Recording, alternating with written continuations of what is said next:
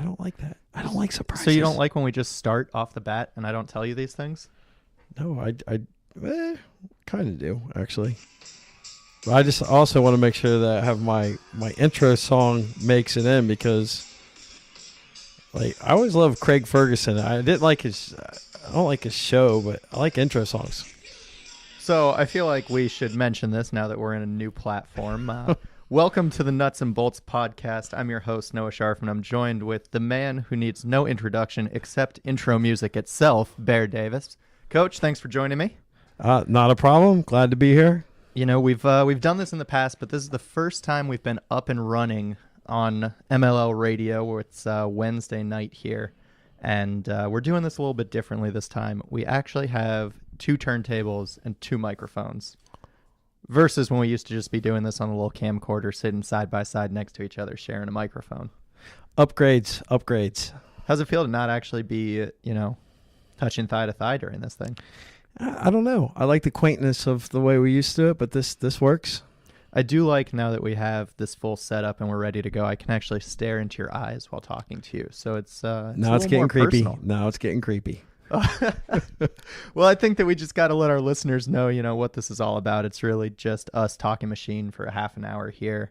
And really, we're going to go over a few things that we have new, old, changing, and really just have a good time here and lead into some of the things that we get going on this season. Beautiful. Let's get it rolling. So let's start a little bit and go back to last year. Just give me a quick recap here. What happened? We had arguably the most successful season in franchise history.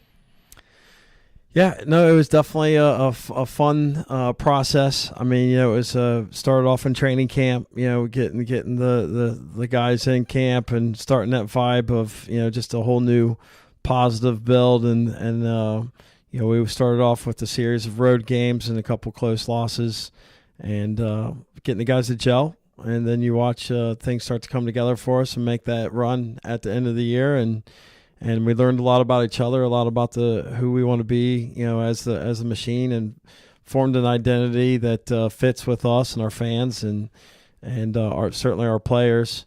And then gave us a great foundation to build off of an off season and get ready for this training camp.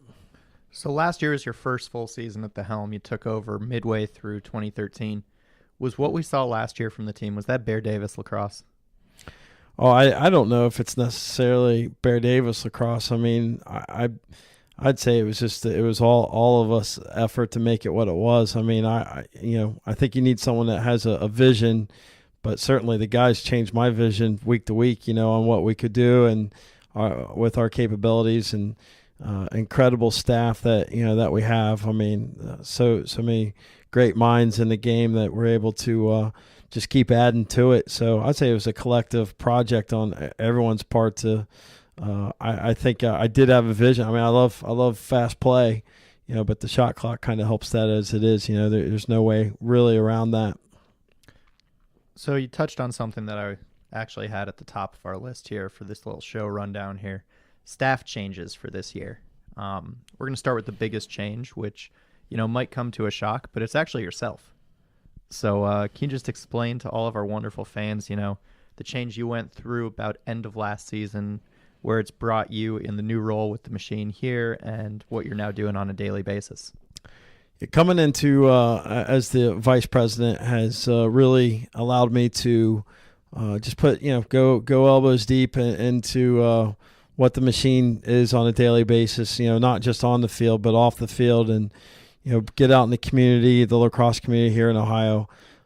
Living in Annapolis and working from a distance, it was a very part-time feel to it. It was more of a hobby feel at some level, one that I loved, and I was very invested in. But now this being here full-time has allowed me just to go grassroots on a lot of initiatives that come back to my home state and really build lacrosse up, in many different ways. And, we have free clinics going on now. We had a great coaches convention here with like 175 coaches, 12 different speakers. It was amazing, and talking to different people who have great passion for the game this locally. You don't really get a chance to do that when you when you fly in and fly back, for games. And I think it's been a world of difference for myself, at least. I think one of the things I've enjoyed most about it is we get to do this kind of stuff. Having you in the office full time, year round. I mean, yes, I'm a little sick of seeing you every day. It went from our great weekend relationship. Now it's an everyday relationship, but I'll get over that personally. But, like I was saying, we get to do a lot of fun and exciting stuff, just like this podcast here. You mentioned the free coaches clinic. We actually have one coming up on Sunday at Yabo's Tacos. I know Coach Taylor's going to be really excited. He loves Yabo's. Then we'll have some really good speakers in yourself, Coach Wolford from our staff, Billy Olin, the goalie, the coach Capital, played goalie at Rutgers, and then former Machine defenseman Greg Bice, who's really heavily involved in the youth game here and is also the head coach of Columbus Academy. Yeah, it's a unique format. It was one of those things that we thought of where it used to be coaches get together and would draw up plays on cocktail napkins, and I think we've gotten to a point now where everyone's just so competitive that knowledge isn't being shared, and it's maybe stunted some of the growth of new up and coming coaches because of that.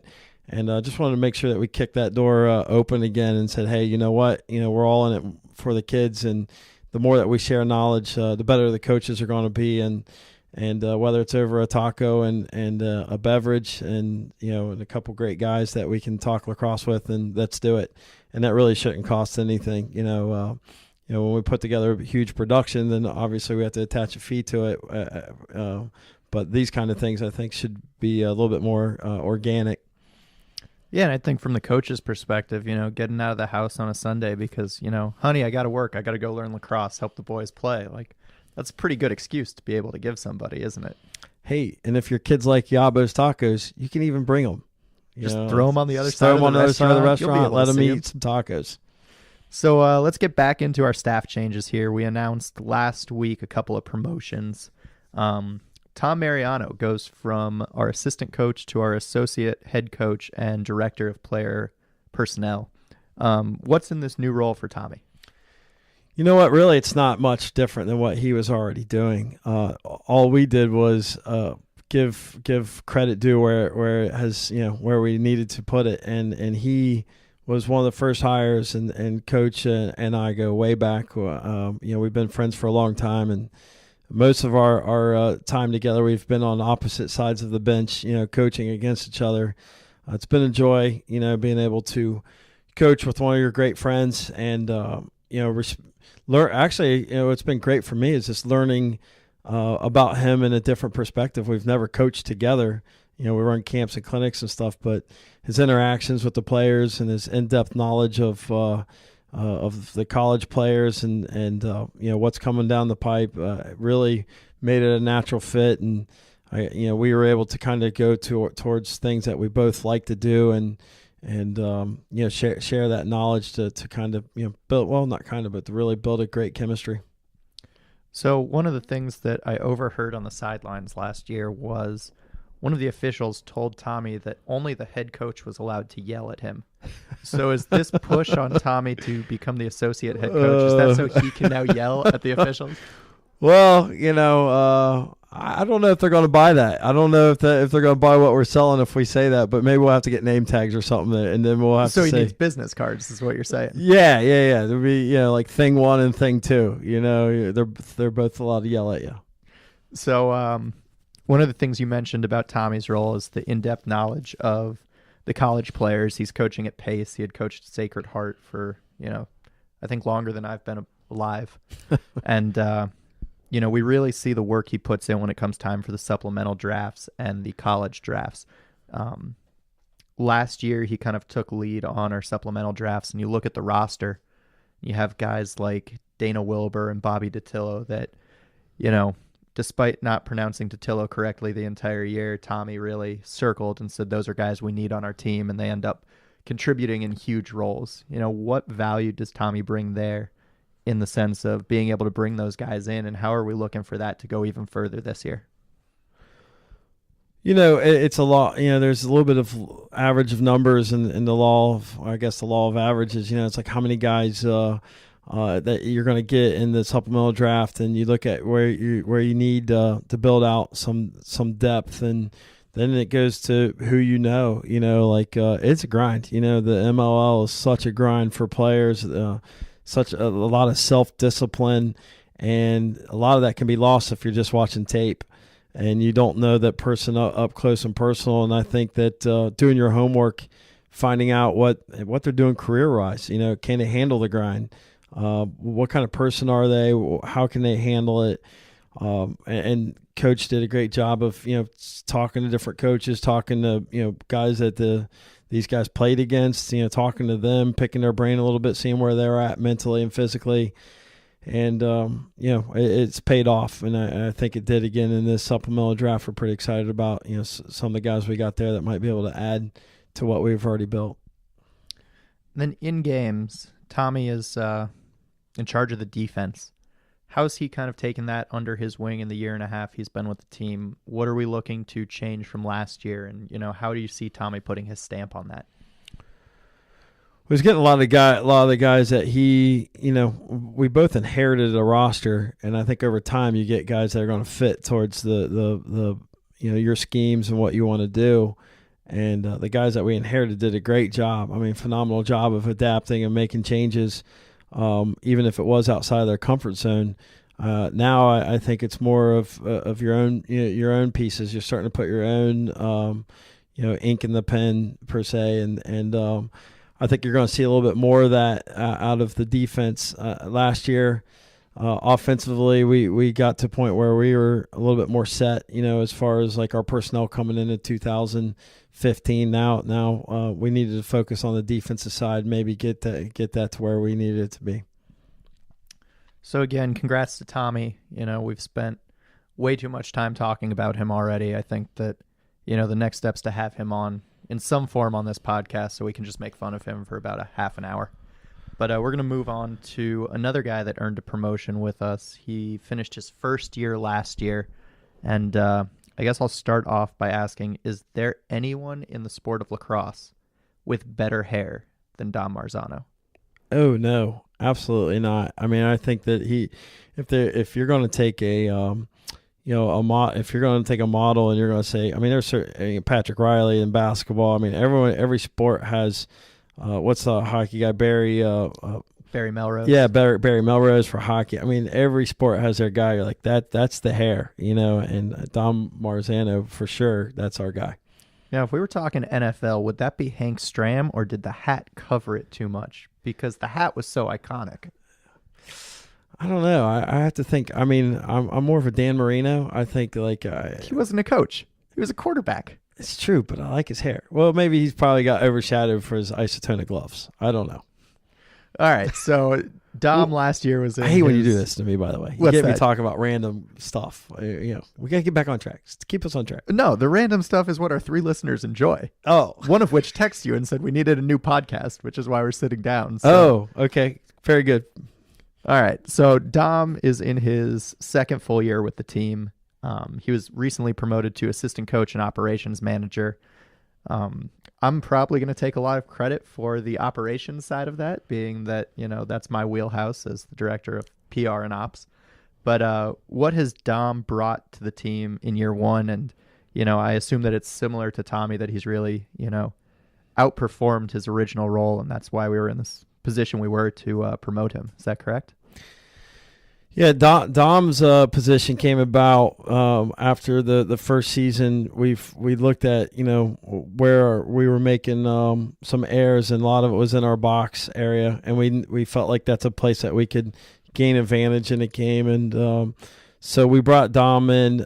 We had an opening as an equipment manager. We really didn't have a coaching position open, but we were able to splice that into running the box, helping out with practices. But still maintaining the equipment side of the position.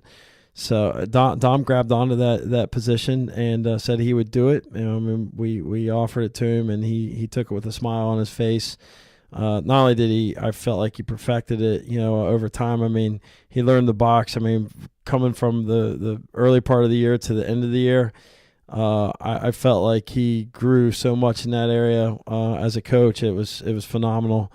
a lot of fun to see him grow in that area, and his knowledge on our individual players and their equipment needs, and really making them feel like special, when they showed up on game day, to see their locker the way they like it, to see the equipment, the way they wanted it, and have stuff ready for them. I just think shows his character, that he's just first class and takes care of business. And so, for Dom, it was a matter, he's handling film, he's handling running the box, he's setting up practices, he's doing just about, he's a jack of all trades, and for him to be doing and being that still somewhat of a situation that we were 2 years ago with an equipment manager, I think it was a little bit unfair to what his time investment was. So it was a well needed position upgrade for him. Absolutely. And I think from my end, there's never been anyone I've ever worked with that has been more willing to do things and learn despite being uncomfortable with them. And I don't mean that in a bad way. I think that, one of the things that I tasked Dom with doing this past season was he was often driving one of the vans on the road. If we got vans, Dom was the second driver with me, and a lot of times we were driving in cities where I had lived. So I'm not using a GPS, and I'm just rolling through Boston or South Florida. And to his credit, Dom kept up. I mean, the guys would give him a hard time for a while. I think that, Scotty Rogers, eventually I had to tell Scotty he isn't allowed to drive with Dom, because he would just sit in the front seat and play music and just talk to Dom and ask him if he was rattled. And I think, to Dom's credit, he was able to tune Scotty out and make sure that he kept up with me. But well, I don't think he wasn't keeping up with you because he didn't want to. I just think that he couldn't push the gas pedal far enough down to keep up with you. Oh, so now we're going into the real reason you hired Dom. I wasn't going to bring this up, but you make a short joke and just all the things are open now. So I had to. He's the only other guy I'm taller than on staff. So is that why you hired Dom? Absolutely. That's the 100% true reason why I hired Dom. Well, I think that, if that's the reason, he's definitely earned his keeps. I think, as you mentioned, the work he does with film, and he's got interns on it now, and, he's really pushed our scouting to another level in terms of film work and just understanding our guys from that side. One of the new and exciting things, in addition to these promotions that we've announced, and this one actually happened today, is we've added Nat St. Laurent to our staff. Can you talk about what Nat's going to be doing with us this year, where he fits in with the staff, and, how you think that it's all going to come together? Well, Nat is in a unique situation where I've been in actually before myself. When I started the program at Robert Morris, I sat there for a whole, full spring without a team. 2004, I was, a man without a team. So I spent a lot of my, time off there just visiting other schools and watching how they ran their program. And now Nat is sitting here this spring without a team, and he's a very, at Ohio Northern University, where he's the head coach, and they're just getting things up and running up there. So he has a unique ability now to be able to come down and help us, at least for this year, and we'll see how things transpire in the future. But we talked about it, and he's very interested in helping us out in any capacity. So he's going to step in as a volunteer. There's a lot of things that we're looking to do this year, between right play and crossover, that we could get some analytics that will help us in game prep, and that's an area that we'd like to get him involved in, and hopefully not only use it for the machine, but stuff that he can use and learn and help him be successful with the Ohio Northern. So I think one of the things that you've really done since takeover is really put an emphasis on prep work. I think that, on the road and both at home, I got to watch our scouts and our film work that we did with the team. And, I feel like I could step in if needed, just based on how much I've learned. Whoa. Let's not go that far. So this part's going to get edited out, right? So like I said, I could step in, and you said that's great, and we could use you. And, I think that it speaks to how much prep work the coaches have done. So from that standpoint, how are we looking to go a little deeper with analytics this year? The league has used Right Play and Joe Yavoli and them have done a great job of providing that service to us, and with everything, there's always products out there that offer different services and different things that they can bring to the table, and Crossover, who has come in to be a sponsor of our coaches clinic, offers a couple different unique options for us to be able to take advantage of. So really just using both systems to our advantage. And, hopefully it's one of those things that we can do and teach some interns. And we have some interns that play lacrosse and get to show them a unique side of, they're in a college game, and show them a unique side of the game, and our staff and learn a little bit more about the game. I want to make sure we don't overthink it too. Sometimes you can overthink it, but at least give us some base ideas to work off of. Is there one advanced stat that you feel is missing in lacrosse? I firmly believe that the hockey assist is crucial. I mean, it's something that we charted, started looking at and giving credit to in practices and talking about in games. And maybe here I call it a little bit more of the dirty ground ball award. It's typically the guy that picks up that ground ball, moves it to one guy, then that guy finds the open guy, and then you get the goal, and the hard work of that ground ball, or that guy that made that pass, is not often given credit to. And I think if we could chart hockey assist and find out who that guy is, that's always a fun stat for me to chart. Definitely, I absolutely agree. I think that we saw it with, someone like Marcus Holman last year. He really won the ground ball battle from our attackmen, and then was able to extend plays and create plays off ones that weren't there. And, whether it led to him getting a goal, an assist, or us just scoring, I think that would be one of those places that, maybe that advanced hockey stat applied to lacrosse could really show even more what Marcus was able to do. Sure. A lot of times you get a D-midi or a long stick too that is that guy, and if if they're the ones down there getting those hockey assists, then like I said, they're just not getting a lot of credit on paper. Absolutely. Before we move on, I want to take a quick break right here and thank the wonderful sponsors of the Nuts and Bolts podcast. I'm not sure the people at home might know, but there are people that invested in us and us doing this and sitting down, and just wanted to take a minute out here and thank the Lacrosse Show. Those guys have a great show on Saturday mornings. It's both on 12:30 a.m. Fox Sports Radio in Columbus, as well as MLL Radio and Laxworm Radio later on Saturdays, sometimes into Sundays.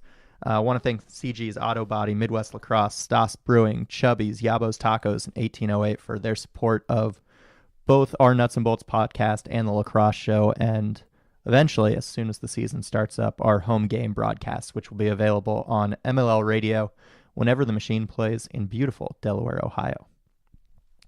So we're now going to move on. We have 3 weeks before camp opens up. Hopefully all the snow's melted. Just want to go over some quick positional previews, get the fans excited about what's coming up. We're going to start with specialists here today. We're going to go with a little face-off action and then quickly the goalies. So we're bringing 3 face-off guys in right now for camp. We got Eric O'Brien, Bobby DeTillo, and Greg Paskoljian. Can you talk about those guys and just what they each individually bring real quick? Well, we return, 2 of those guys are returning, and that was such a great battle between those two, but we were scoring at such a high level last year that they were taking a lot of draws. You're talking like 45, 50 draws a game is unheard of, and that happened. That happened in the game. So really stamina, seeing what guys can do if they can go out and take a lot of draws. I mean, ideally you'd like to have one guy, in your lineup with 19 guys. If you're going to score at that level, you may have to prepare for 2 guys. To bring in a third guy to challenge these guys and kind of see where they're at, give them a different look. And maybe take one of those spots, I think is a good, healthy thing for us to do, and we're excited about it. We're looking at the potential of 4 because we understand a battle of 4 guys could be good. So, but we do like the 2 that we have returning, and we like to see see who rises to the top. Similar to our face-off situation, we have 2 returning goalies and 1 new ones. We have Brian Phipps and Scotty Rogers coming back. Then we're bringing in Will Haas, who is a local boy, played at St. Charles, which is where training camp is. What does each of those guys bring to the table? Well, they, the 2 returners, obviously, both of them with starting experience and game-winning experience. Excited to, continue that battle between them. And Haas is an incredible goalie who, is local, like you said. We always like to have the ability to have a local guy here and ready to go. And he certainly fills that position. And then we also are bringing in Feeney, who was in camp last year, and they'll bring out the healthy battle of 4 goalies, and that's pretty exciting stuff because he had a great camp last year, and we look forward to having him back. All right, we're going to pivot into a new segment that we're going to do every week here. I'm calling it Trivia with Bear. I have a penny, a nickel, a dime, and a quarter, and I got 4 questions, and I'm about to give you some parking money if you can get them right. You ready? First question I got for you, Bear. In 2014, this past season, 3 players took face-offs for the machine. 4 players, I'm sorry. Name them. Okay, that would be Bobby DiTillo. 1. Okay. Eric O'Brien. 2. I feel like I should have a chime. Ding. Matt Delente. Ding. And Jake Bernhardt. No, that was actually right. I just wanted to see what sound I would make, and you got one wrong. So I'm going to give you a penny because that was a pretty easy question. Whoa. I can't even park a unicycle for this. And this is not even a penny. It's a Canadian 1 cent, which means it's like worth 75 cents. Take it back. Logan must have given it to me. Or not, like, oh, it really is a Canadian one, isn't it? 0.75 cents. I wonder why I have that. All right, your second question. Last season against Denver, Bobby DiTillo won the second most faceoffs in a game in club history. How many faceoffs did Bobby win? Well, considering there was somewhere in the realm of 50 faceoffs in that game, I would say 17. You're not off. You're very, very close. 17 would have put Bobby 3rd all time for the machine. Bobby won. Drum roll, please. 19 faceoffs. I liked your answer. I'm going to give you a nickel. Now I can put the other tire on the bike. All right. Last season, one of our goalies set a record for the highest save percentage in a season with the minimum of 3 games played. The save percentage was .548. Who set that record? That would be one Scotty Rogers. Ding, ding, ding, ding, ding. Scotty played in 6 total games. I believe he started 4 of them and posted a really nice save percentage of .548, best in club history. It actually would be best in club history without the minimum of 3 games played. I gave you the dime for that. That's a solid, I believe it's 7 minutes of parking. That's pretty good. Yeah. Last question for you, Baron. This one is definitely the hardest, which is why it's worth a quarter. Oof. I'm going to name you 2 stat lines. I need you to name whose stat lines those are. All right? One of these is going to be easier than the other. I'm just setting this up for you. Here we go. Goalie stat lines. Number 1, 6 games played, 1 win, 1 loss, 46 saves. Who posted those numbers? Sorry, repeat the question. 6 games played. Yes. 1 win, 1 loss, 46 saves. 6 games played. Played. Not started. Appeared in. That'd be one Scotty Rogers. Ding, ding, ding, ding, ding. That is correct. You're halfway to your quarter. Okay. Second I'm ready. stat line. I'm ready. Here we go. This one's a little tougher. 7 games played, 6 wins, 1 loss, 7 saves. 7 saves. Oh, yeah. Wow. I don't think that was a goalie that I'm familiar with. Ding, ding, ding, ding. That is correct. That was Greg Goldberg from D2 The Mighty Ducks at the Junior Goodwill Games. With that, Coach, thank you for joining us. You can have this quarter for identifying just who that wasn't was. And for all of our listeners out there, we will see you next week. I'm Noah Sharfman, joined by Bear Davis, and this is the Nuts and Bolts Podcast.